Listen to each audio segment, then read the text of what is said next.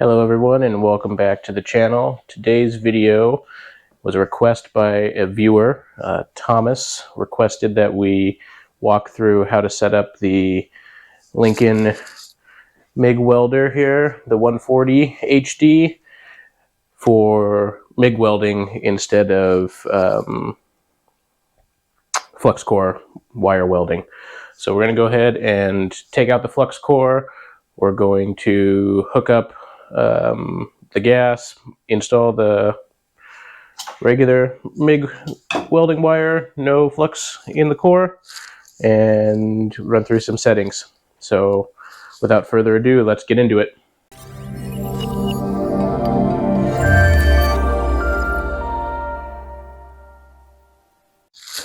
Okay, so I'm going to run through what we've got to play with here. So obviously we've got the Lincoln 140 HD welder. It's got its ground clamp and torch still attached. For this MIG welding video, we're going to be using a pressure regulator to go with our bottle of gas here. Now, most people when welding mild steel will use CO2 or a CO2 argon mix. I usually just run straight CO2. And that seems to do well for me. I do mostly indoor welding, if that helps at all. Sorry, that was loud. Okay, so we've got a 0.30 super arc welding wire here. We've got the other torch head, the gas nozzle for the torch that came with the welder. Some 0.03 tips, and then this stuff, this is not really necessary, but I think it helps quite a bit to keep this guy clean. It's just like a nozzle gel, kind of a goop. You just kind of dip your nozzle in there, and then it keeps some of the slag and other little metal bits that pop off when you're welding from building up inside of that nozzle. Alright, so that's pretty much it for what we're going to be using. Obviously you need a crescent wrench to tighten up these guys.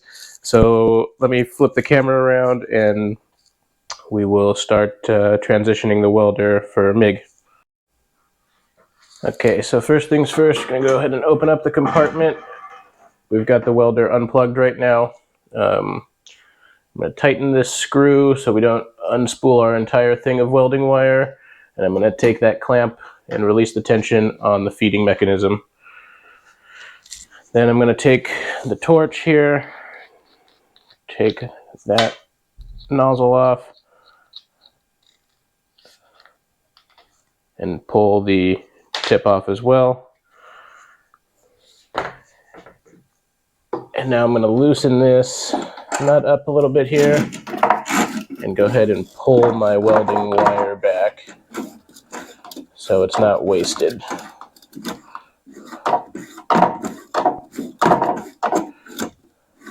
You want to be as neat as possible when you're pulling your wire back into the welder.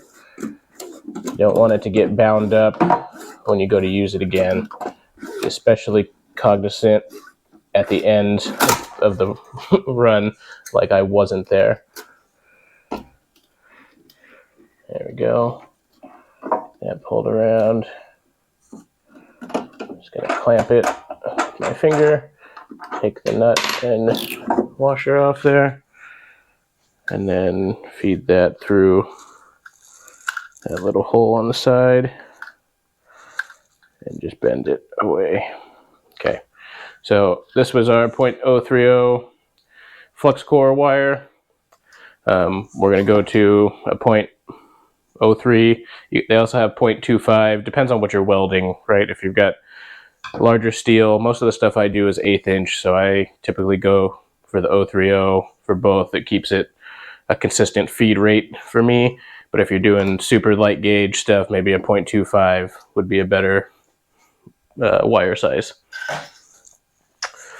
Okay, so we've got that done. Now we're going to go ahead and do the same thing in reverse. I need to get a pair of pliers to cut that wire with.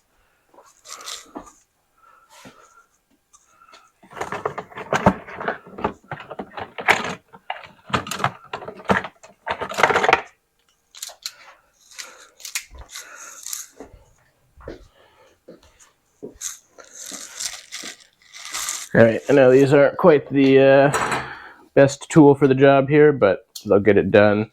They're close by. So I'm just gonna go ahead and cut this bend out of the wire. I don't want that to be jamming up inside there. I'm gonna feed this so that the spool feeds over itself. I'm gonna put the spacer nylon back on and this wing nut. And again, just crank that down so it can't move. Before I cut that, what I should have done was taken this guy off. Well, actually, this is 0.030 wire, so I don't need to do that. If you had 0.25 wire, you would take this black threaded bolt off here and flip this wheel so that it had the smaller notch for your smaller diameter wire. But I've got 0.03 wire. I took 0.03 flux core wire off of this, and now I'm going to put 0.03 solid wire in it. So outer diameter doesn't change, so I don't need to change that. I'm going to loosen this guy a little bit here. And go ahead and feed it through the spring. I find that MIG wire is always a little bit tougher to feed. It's not quite as pliable as flux core. Okay, so it looks like that took. We're in the feeding mechanism now. I'm just going to tighten that up a little bit again. Okay, now I'm going to go ahead and plug the welder in.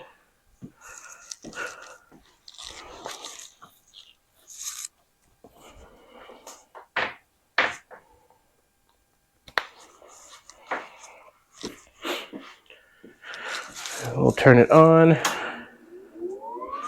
loosen this nut a little bit, and then we're going to pull that wire through. I'm just going to turn up the speed here.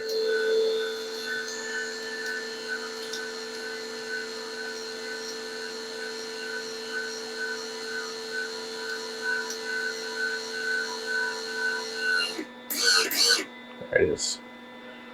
Okay, so now go ahead and turn that off. We've got the wire all the way through our torch assembly here. I'm just gonna swap out the nozzle here just for funsies, but probably could still use the old one. Go ahead and thread that on. Now it probably goes without saying, but I'll say it anyway. Your nozzle diameter, or your tip diameter, must match the diameter of your welding wire. So you can see these are 0.03 tips, 0.03 wire. If you got 0.25 wire, you need 0.25 tips, or 0.025, I guess. Okay, and then this gas nozzle here just goes over the top of that, like that. And then this guy, you can store that in there. You're not going to need it for MIG. And then what I would typically do is go ahead and dunk this whole thing into the nozzle gel here, and so it's got a nice little thin coating of gel on it, makes it so nothing can stick to it basically. Okay, so that's the torch setup. We're about halfway there. Now we'll get to the gas. So your welder should have come with a regulator. If it didn't, definitely going to want one. Otherwise you're going to be just screaming through gas, and the gas is pretty expensive. So regulator, you want bottle pressure as well as your flow rate, right? So we're going to set this will show us basically our bottle pressure, and this will show us our flow rate. And we'll talk about those settings in a minute here. So the first thing we're going to do is uncoil this, and on the back side of the welder there's a little brass inlet here. We're going to go ahead and thread that guy in there. Crescent wrench. Just make sure it's nice and snug. Okay, cool. And can you see the bottle? No, you can't. Okay, let's see. I'll go like that.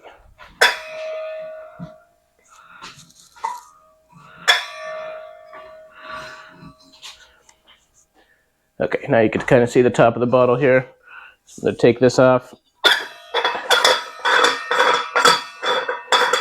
This just protects the top valve if the bottle was to tip over. Set that aside. Okay. So now, flip this around here. All your bottles should have this outlet, inlet, whatever you want to call it here on it, and then this is the valve. So we're just going to go ahead and thread this, and this fitting move. So you want to push the flare into the bottle as much as possible, and then push this up against it, and then tighten.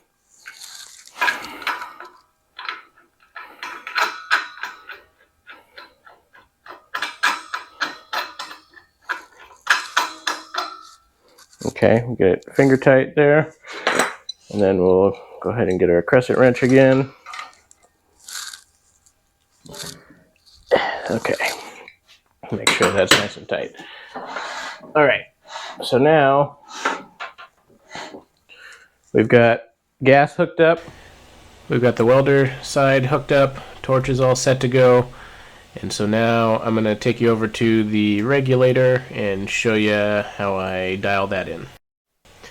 Alright, so we're down here at the regulator, got it set up, and we're just going to turn the gas on with the top valve on the bottle there. You'll see these two dials moved. The one on the right here is the PSI available in the bottle, and so you'll know, your bottle's got gas in it if that needle comes up off of 0. The one on the left is your flow rate to the welder, and that's adjustable by this knob here in the center. Now, once you bring the gas flow rate up, you'll have to purge the gas through the welder in order to see where that rate is actually set. So we'll go ahead and pull the trigger here, and you'll see that the dial moved back to about 25, I think, CFH, and now as I continue to do this, I'm dropping down to about 20.